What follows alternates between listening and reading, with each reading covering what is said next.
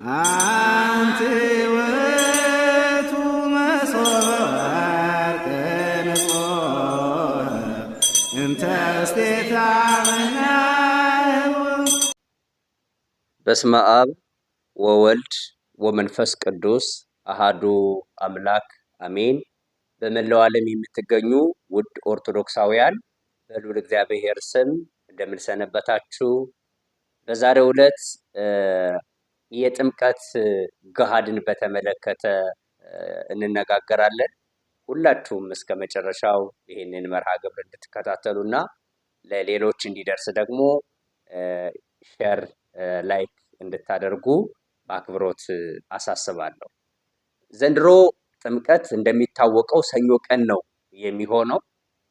በዚህ ምክንያት ደግሞ እሁድ፣ ቅዳሜ በኋላው ስላሉ ትልቅ ጥያቄ ይነሳል። ለዚህ ጥያቄም ምናልባት ሁለት አይነት መልስም ሊሰጥ ይችላል። ከዚህ አንጻር አስቀድሞ የቤተ ክርስቲያኗን ስርዓት ለመንገር ነው። አስቀድሜ ይሄንን እንግዲህ ሁለት ነገሮችን መጀመሪያ ተርጉመን እናልፋለን። ጾሙን በተመለከተ ጋድ እንላለን፣ ገሃድም እንላለን። ጾመ ጋድ፣ ጾመ ገሃድም ይባላል። ጋድ ስንል ምን እያለ ነው? ገሃድ ስንልስ ምን እያለ ነው የሚለውን መመልከት ያስፈልጋል። እንግዲህ ጾመ ገሃድ ከሰባቱ አጽዋማት አንዱ ሲሆን ይሄውም የልደትና የጥምቀት ዋዜማ የሚጾም ጾም ነው። ጋድ ማለት አንደኛ ትርጉሙን ስንመለከተው ለውጥ፣ ልዋጭ፣ ምትክ ማለት ነው። ጋድ ኃይል የሌለው ማለት ነው። ለምንድን ነው እንደዚያ የተባለ ከተባለ ልደትና ጥምቀት ዓርብና ረቡዕ ቀን ቢሆኑ ዓርብና ረቡዕ ጥሉላት ምግቦችን እንድንመገብ ታዝዘናል። ይኸውም የጥር 10ን ስንክሳር ብትመለከቱት እንዲህ ይላል። የልደትና የጥምቀት በዓል በረቡዕ ወይንም በዓርብ ቀን ቢሆን በባለ 50 የሚበላውን የጥሉላት መብል በጠዋት በመብላት ምዕመናን ሁሉ በዓሉን እንዲያከብሩ የከበሩ አባቶቻችን ሐዋርያት አዘዘዋል። እሊህ ሁለቱ የእግዚአብሔር ታላላቅ በዓሎች ናቸውና ይላል። ስለዚህ ጥምቀትና ልደት በጾም ቀን ቢሆኑ ስለምንበላ በዋዜማቸው ግን ተክተን ለውጠን እንድንጾም ስለታዘዝ ያ ጾም መጠሪያ ስሙን ምን ተባለ? ጾመ ጋድ ተብሎ ተጠራ። በነገራችን ላይ ስርዓቱ አንዴ ስለተሰራ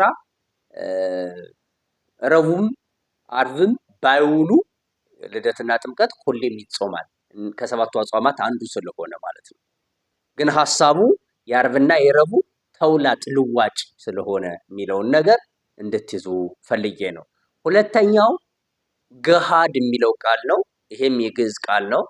ተግሂደ ገለጠ፣ ገሃደ ገለጠ የሚል ቃል እናገኛለን። ስለዚህ ገሃድ ማለት ግልጥ፣ መገለጫ፣ ይፋ ማለት ነው። ይሄም ሁላችንም በዓለም ላይ ስንኖር የምንናገረው ነው። እስኪ በገሃድ ንገረኝ እንላለን አይደለ? እንዲያውም አንድ ሰው ናቸው ይባላል እና ረስተውት ጥር 10 ቀን ምግብ ሲመገቡ የሆነ ካህን ያያቸውና እንዴ ዛሬ እኮ ገሃድ ነው፣ በገሃዱ ትበላለህ ብሎ ሲጠይቃቸው እና እንግዲያ ተደብቄ ልበላ ኑሯል አሉ ይባላል። ሰብኩ ነው። ስለዚህ ገሃድ ማለት ግልጥ ማለት ነው፣ ይፋ ማለት ነው። ሰዎች ሲነጋገሩ ራሱ በገሃዱ ዓለም እንዲህ ይደረጋል ሲባል በሚታየው ዓለም ግልጥ በሆነው ዓለም ለማለት ነው። ግልጥ መገለጫ ማለት ነው። ለምንድን ነው እንደዚያ የተባለ የሚለውን በአጭር ለማሳየት መገለጫ የተባለበት ምክንያት የዓርብና የረቡዕ መገለጫ ነው።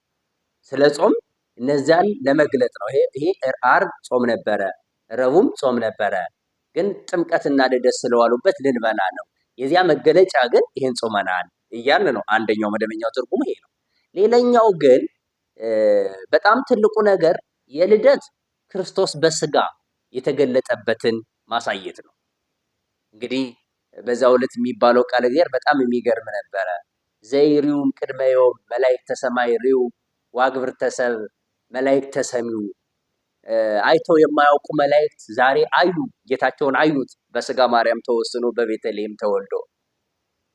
እነዚህ ዋግብርተ ሰብ መላእክተ ሰሚው እረኞች ደግሞ መላእክት ተባሉ። ለምን? ከመላእክት ጋር አብሮ ስላመሰገኑ የሚል ቅዱስ ያሬድ በዕለተ ልደቱ የሚባለውን ቃል እግዚአብሔር ሊቃውንተ ቤተክርስቲያን ያመሰጥሩታል። ስለዚህ ምን ለማለት ነው? በስጋ መገለጡ መላእክት ተገልጦ አዩት፣ የሰው ልጆችም አዩት። ስለዚህ ስብሐት ለእግዚአብሔር በሰማያት ወሰላም በምድር ብለው አመሰገኑት። ለዚህ መገለጥ የሚለውን የልደት ሲሆን ይህን ያሳያል። የጥምቀት ሲሆን ደግሞ መገለጡ በጣም የበለጠ ነው። አብ ወልድ መንፈስ ቅዱስ የተገለጡበት ነው። እንዲያውም ይህንን በዓል ባለ ኤጲፋንያ እያሉ ይጠሩታል። የመገለጥ በዓል ማለት ነው። ዘመነ አስተርዮም ተብሎ ይጠራል። በእኛ ቤተክርስቲያን የመታየት ማለት ነው። የመገለጥ የሚለውን ሀሳብ ይዞ ይሄዳል። ስለዚህ በዚህ በኢየሱስ ክርስቶስ ጥምቀት አብ ወልድ መንፈስ ቅዱስ ተገልጠዋል። ኢየሱስ በስጋ ተገልጦ በዮርዳኖስ በዮሐንስ እጅ ሲጠመቅ አብ በሰማይ ሆኖ የምወደው ልጄ ይህ ነው የሚል ድምፅ አሰምቷል። መንፈስ ቅዱስ ደግሞ በርግብ አምሳል ወርዶ ራሱ ላይ አርፎበታል። ስለዚህ የጥምቀት የሥላሴ አንድነት ሶስትነት የተገለጠበት ስለሆነ፣ የልደት ደግሞ ክርስቶስ በስጋ የተገለጠበት ስለሆነ ገሃድ የሚል ስያሜ ተሰጥቶታል ማለት ነው። ስለዚህ ጾመ ገሃድን በተመለከተ ዘንድሮ ጥምቀት ሰኞ ነው፣ ገሃዱ መቼ ነው ለሚለው ጥያቄ እንግዲህ አንዳንድ ሰዎች 2 ቀን ነው የሚሉ አሉ።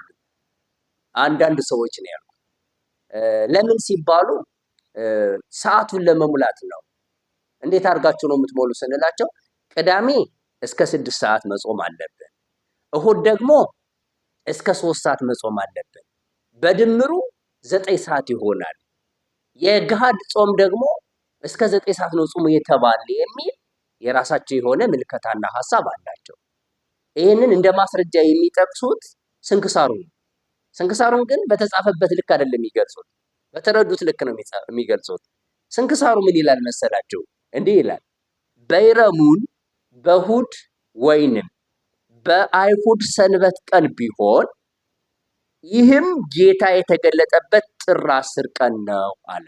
በይረሙን ያለው ጌታ የተገለጠበትን ጥር 10 ቀን ነው እና ይሄ ቀን መቼ ቢሆን አለ? በእሁድ ወይም ደግሞ በአይሁድ ሰንበት። የአይሁድ ሰንበት የምትባል ቀዳሜ ናት። ቢሆን በዋዜማው ዓርብ እስከ ምሽት ይጹሙ ይላል። በዋዜማው ዓርብ እስከ ምሽት ይጹሙ ያለው በይረሙን ጥር 10 ቀን መቼ ከሆነ ነው? ቅዳሜ ከሆነ ነው። ሰዎች የሚሸወዱት ይሄን ይሸውዳቸዋል። በዋዜማው እኮ ነው የሚለው። በዋዜማው ዓርብ ይጹሙ። ዋዜማው የሚለው ቃል የማን ዋዜማ ነው? ዓርብ የማን ዋዜማ ነው? የቅዳሜ ነው። ስለዚህ የቅዳሜ መሆኑ በምን ይታወቃል? በዋዜማው ዓርብ ስለሚል ይጹሙ ይልና አስቀድመን እንደተናገርን ጥሉላት አይብሉ ይላል እና ሰዎች ምን ብለው ያስባሉ? ዓርብ እስከ ምሽት እንጾማለን፣ ቅዳሜ ደግሞ ከጥሉላት እንከለከላለን እያሉ የራሳቸውን ሀሳብ ይጨምራሉ። ይህ ሀሳብ ትክክል አይደለም። ቅዳሜ ከጥሉላት ተከልክለን እስከ 6 ሰዓት እንጾማለን፣ እሁድ ደግሞ እስከ 3 ሰዓት እንጾማለን። ስንደምረው 9 ሰዓት ይመጣልናል። ስለዚህ ገሃድ እንጾም ነው። ለዚህ ማስረጃ አምጡ ሲባሉ አንደኛው ሰዓቱ እንዲሞላልን ነው። ሁለተኛው ደግሞ በይረሙን እንዲህ ቢሆን ብለው ይሄንን ግልጥ ባልሆነ ነገር አምታተው ለማምጣት ይሞክራሉ። ይሄ ትክክል አይደለም፣ አይሰድም ማለት ነው። በዛውስ ላይ ቅዳሜን እንድንጾም ታዝዘናል ወይ? ቅዳሜን እንድንጾም አልታዘዝም። በየትኛውም የሥርዓት መጽሐፍ አልታዘዝም። ለምሳሌ ቅዳም ስዑርን ብቻ ነው በፍትሐ ነገሥት የታዘዝነው። ቅዳም ስዑር እንድናከፍላት ስዑር የተባለችበትን ምክንያት የተሻረች ናት። በምን የተሻረች ነው? በጾም የተሻረች ተብላለች። ሌሎች ቀናት ግን ቅዳሜን እንድንጾም አልታዘዝንም። እሁድም እንድንጾም አልታዘዝንም። ሃይማኖተ አበው ላይ ህንፃ መነኮሳት የሚል አለ። እዚያ ህንፃ መነኮሳት ላይ ቅዳሜን መጾም አይገባም ካለ በኋላ ነገር ግን የሚጾምበት ጊዜ አለ። እሱም እስከ 6 ሰዓት እስከ 7 ሰዓት ብሎ ያስቀመጠው ነገር አለ። እሱ ሀሳብ በደንብ ልንረዳው የሚገባ መጾም ሁሌ መጾም አለብን በጾም ወቅት ማለት አይደለም። ህንፃ መነኮሳት ነው የሚለው ርዕሱ። መነኮሳት ጾር ቢነሳባቸው ሰይጣን ቢፈትናቸው መጾም ይችላሉ። ይሄ ለመነኮሳት ብቻ የተሰራ ህግ ነው እንጂ እሁድና ቅዳሜን መጾም እንደሌለብን በጣም ተወግዟል። እሁድን ይጾም የነበረ እነ መርቅያን ናቸው፣ ተወግዘዋል። ስለዚህ ቅዳሜ ጾሙ የሚሉ ሰዎች ይሄንን የፍትሐ ነገሥት ትእዛዝም ተላልፈዋል። ሃይማኖተ አበውንም ደግሞ ያለ አውዱ ተረድተውታል። በእርግጥ ታላላቅ የሚባሉ ሰዎች ያንን ሲተረጉሙ የራሳቸውን ሀሳብ አስገብተዋል። ይሄ ትክክል አይደለም። ይሄ በእውነት የምንናገረው የቤተ ክርስቲያኗ ስርዓት ስለሆነ ማለት ነው። ይሄም ማወቅ ይኖርብናል። ታዲያ ገሃዱ መቼ ነው ከተባለ የቤተ ክርስቲያን አስተምሮ ገሃድ እሁድ ነው። እሁድ ነው። እሁድ ብቻና ብቻ ነው። ቅዳሜን ጨምረን አንጾም። አንድ ነው ገሃድ።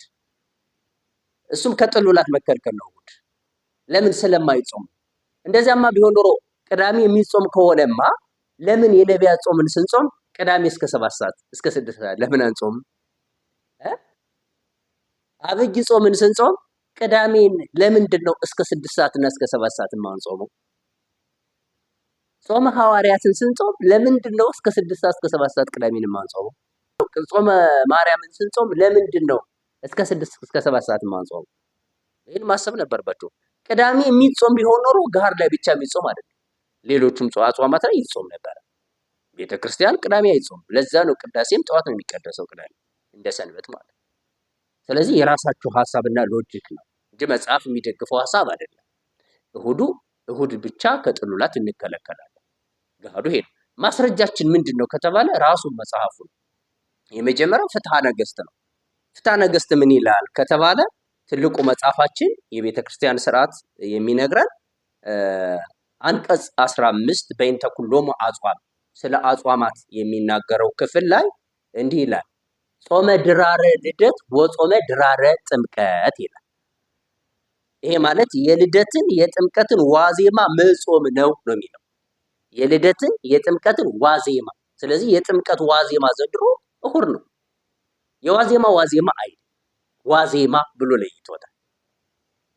እዚያ ጋር ስታነቡት እንደውም አብራርቶ ነው የሚነግረን። አንድም በልደት በጥምቀት ዋዜማ ከምግብ መከልከል ነው ይልና ድራረ ልደት የሚለውን ወድራረ ጥምቀት የሚለውን ሲያብራራ ድሮ እንዲል ትግሬ የሚል ማብራሪያ ይሰጣሉ። ድሮ ማለት ዋዜማ ማለት ነው በትግርኛ ቋንቋ። ድሮ ሚካኤል የሚካኤል ዋዜማ፣ ድሮ ገብርኤል የገብርኤል ዋዜማ እያሉ እነሱ ይናገራሉ። ይሄንን ጠይቄ የሚያረጋገጥኩት ነው። እኔ ቋንቋውን አልችለውም። እናንተም ጠይቃችሁ ማረጋገጥ ትችላላችሁ። መምህራንም በጉባኤ ቤት ያስተማሩን ቃል ነው ይሄ ማለት ነው። አንድም የልደትን የጥምቀትን እራት መጾም ነው ይላል። የልደትን የጥምቀትን እራት መጾም ነው ካለ በኋላ ሲያብራራ የሚቆርብ ሰው አክፍሎ ያድራል፣ አይበላም። ለምን? 18 ሰዓት መጾም አለበት። 18 ሰዓት ለመጾም ደግሞ የግድ እራቱን ካልተከለከለ አይችልም። ወደ ታች ዝቅ ብሎ እንዳይበላ ደግሞ የገሃድ ጾሙ አልደረሰም። አክፍሎት ኑሮ ሳይሆን ስጋው ደሙን ለመቀበል የግድ 18 ሰዓት ለመሙላት የሚጾመው ጾም ስለሆነ እንዴ ዝቅ ብሎ ወደፊት 9 ሰዓት ቢበላ እስካል አንደኛ 9 ሰዓት ቢበላ ራሱ ሌሊት ስለሚቀደስ አይሞላለትም። ሁለተኛ 9 ሰዓት እንዲበላ የገሃድ ጾምም አይፈቅድለትም። እስከ ምሽት ድረስ ነው የሚለው ስንክሳሩ። ጥር 10 ቀን እስከ ምሽት ድረስ ምዕመናን ይጾሙት ነው የሚለው። ምሽት ደግሞ ይታወቃል እስከ 1 ሰዓት ማለት ነው። ሰዎች 9 ሰዓት የሚሉት መነሻቸውን የምን እንደሆነ አናውቅም። ማስረጃችን ምንድን ነው ከተባለ አሁንም ስንክሳር ነው። ስንክሳር ምን ይላል? ሙሉውን እንደው ገብታችሁ እንድታነቡት እየጋበዝኩ እኔ ግን በአጭሩ አለፍ አርዬ ትንሽ ላነብላችሁ። ጥር 10 በዚህች ዕለት ምንም መብልን ሳይቀምሱ ምዕመናን ሁሉ እስከ ምሽት ነው የሚለው ይጾሙ ዘንድ ከኛ አስቀድመው የነበሩ ታላላቅ ሊቃውንት የቤተ ክርስቲያን መምህራን ስርዓትን ሰሩ። በምሽትም ቢሆን በታላቁ ጾም ከሚበላው በቀር ጥሉላትን አይቅመሱ። በታላቁ ጾም በአብይ ጾም በጾሙ ማለት ነው። በጸናው ለመናገር እንጂ በሌሎችም አጽዋማት አይበላም።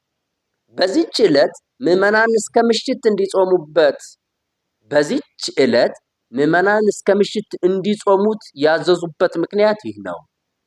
የልደትና የጥምቀት በዓል በረቡዕ ወይንም በአርብ ቀን ቢሆን በባለ 50 የሚበላውን የጥሉላት መብል በጠዋት በመብላት ምዕመናን ሁሉ በዓሉን እንዲያከብሩ የከበሩ አባቶቻችን ሐዋርያት ማናቸው? ሐዋርያት አዝዘዋል። እሊህ ሁለቱ የእግዚአብሔር ታላላቅ በዓሎች ናቸውና ይልና እንዲህ ይላል። በይረሙን በእሁድ ወይንም በአይሁድ ሰንበት ቀን ቢሆን ይህ ጌታ የተገለጠበት ጥር 10 ቀን ነው።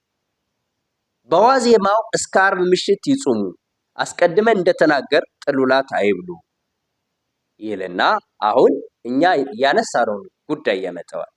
የልደትና የጥምቀት በዓል ሰኞ ቀን ቢሆን በሰንበት ቀን ይጾሙ ዘንድ አይቻልም። አስምራቸው ያዙልኝ። የልደትና የጥምቀት በዓል ሰኞ ቀን ቢሆን በሰንበት ቀን ይጾሙ ዘንድ አይቻልም። ነገር ግን ጥሉላትን ከመብላት ይጠበቁ። በቃ ዘግቶታል። ሰዎች ወዴትም መሄድ አይቻልም። ስለዚህ ይሄንን መረዳት ለሁላችን የሚገባ ጉዳይ ነው።